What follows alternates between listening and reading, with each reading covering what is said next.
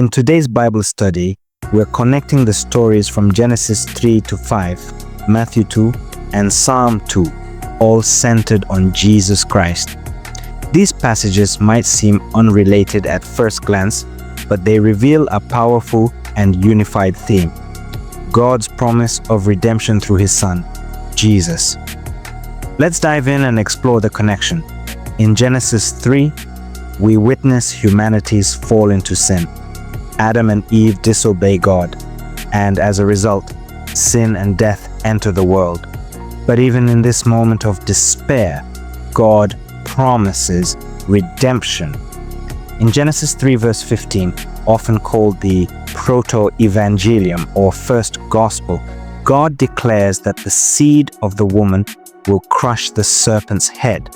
This promise points directly to Jesus, who would ultimately defeat Satan through his death and resurrection. As we move to chapters 4 and 5, we see the ongoing effects of sin, Cain's murder of Abel, and humanity's downward spiral. Yet, God's faithfulness shines through in preserving a lineage that would lead to Jesus, the Savior of the world.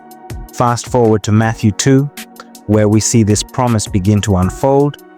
Jesus is born as the long-awaited king, fulfilling prophecies like Micah 5 verse 2, which foretold his birth in Bethlehem.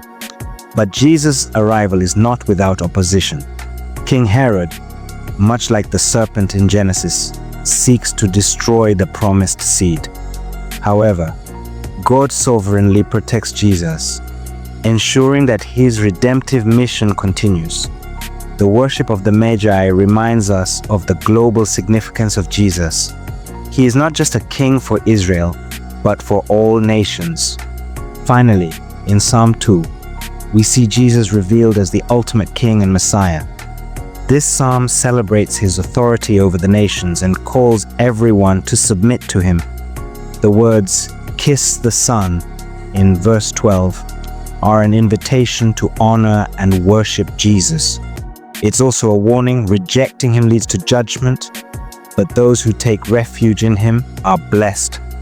This psalm ties directly to Genesis and Matthew, reminding us that Jesus is the fulfillment of God's promise to redeem the world and establish his kingdom. So what does this teach us about God? First, we see that God is sovereign. He orchestrates history, fulfilling his promises despite human sin and opposition.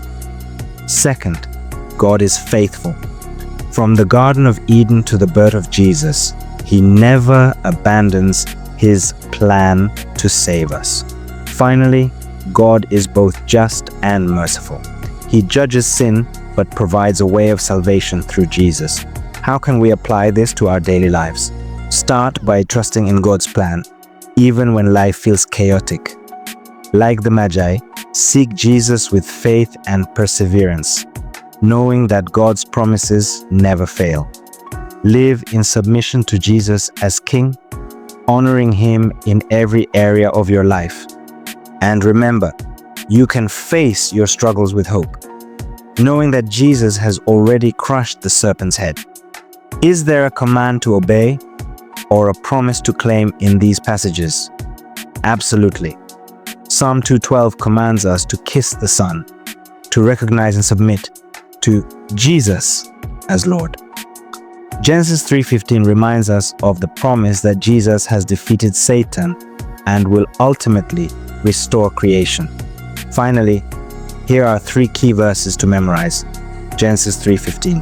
"And I will put enmity between you and the woman, and between your offspring and hers. He will crush your head, and you will strike his heel." Matthew 2:6. "But you, Bethlehem, in the land of Judah, are by no means least among the rulers of Judah. For out of you will come a ruler who will shepherd my people Israel." Psalm 2:12.